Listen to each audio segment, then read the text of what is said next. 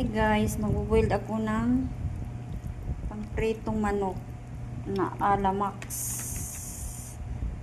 style na manok ang ating lulutuin ngayon.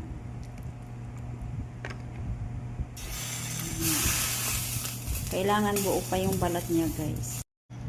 Ito na guys yung ating lalagyan ko ng gulay.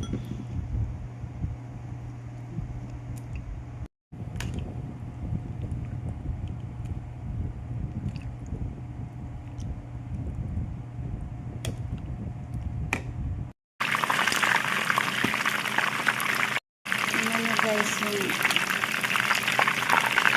manok.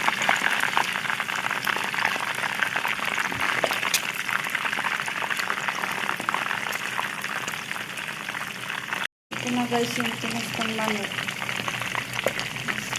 Hindi na siya sunog no? Hindi. Para siyang caramelized chicken. This is it guys. Luto na yung ating parang caramelized chicken na to. Sarap.